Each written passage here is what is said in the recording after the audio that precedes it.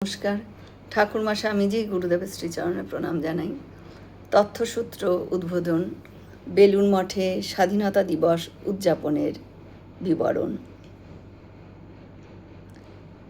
1947 সালের 15ই আগস্ট রাত 12:01 বেলুড় মঠের নাট মন্দিরে শঙ্খধ্বনি এবং বেদ পাঠের মাধ্যমে স্বাধীন ভারতের সূচনাকে স্বাগত জানানো হয়।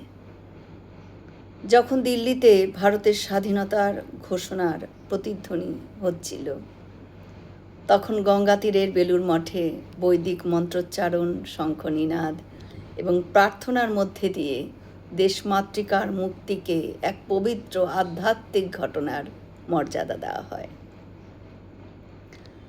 মঠবাড়িতে স্বামী বিবেকানন্দর কক্ষের ওপরে ত্রিবর্ণ পতাকা উত্তোলন করেন তৎকালীন সহাধ্যক্ষ স্বামী শঙ্করানন্দজি মহারাজ, এবং একই সময়ে অফিস ভবনের উপরেও আরও একটি জাতীয় পতাকা উত্তোলন করেন স্বামী মাধবানন্দজি মহারাজ।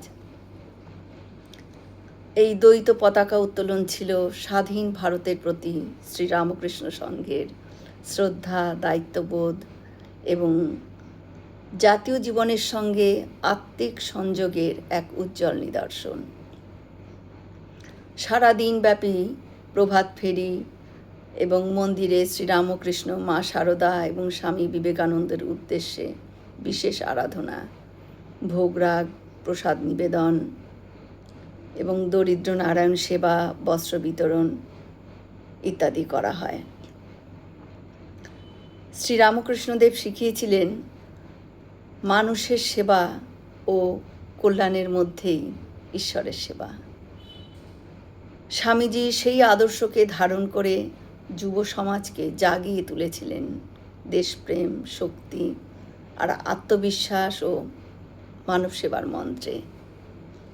আর নেতাজি সুভাষচন্দ্র বসু তার অদম্য সাহস, ত্যাগ এবং স্বাধীনতার সংকল্প নিয়ে ভারতবাসীর হৃদয় জ্বালিয়েছিলেন মুক্তির আগুন। কাজেই স্বাধীনতা শুধু একটি অর্জন নয়, এটি একটি দায়িত্ব, এটি ভালোবাসা, ঐক্য, সততা, সেবা এবং দেশপ্রেমের মাধ্যমে আমাদের প্রিয় ভারতকে আরও সুন্দর আর শক্তিশালী করে তোলাই হোক আমাদের আজকের সংকল্প। এই পবিত্র দিনে শ্রদ্ধার সাথে স্মরণ করি সেই সকল বীর সন্তানদের, যাদের আত্মত্যাগ এবং সংগ্রামের বিনিময়ে আমরা পেয়েছি স্বাধীন ভারত। জয় শ্রী রামকৃষ্ণ। ভারত মাতা কি জয়। আমরা সকলে মিলে একসাথে বলি, জয় মহামায় কি জয়, জয় ভগবান শ্রী শ্রীরামকৃষ্ণদেব কি জয়, জয় স্বামীজি মহারাজজি কি জয়। হয়তো অনেক ভুল ত্রুটি করলাম, ঠাকুর যেন আমায় ক্ষমা করে দেন। সকলে সুস্থ থাকবেন, আনন্দে থাকবেন।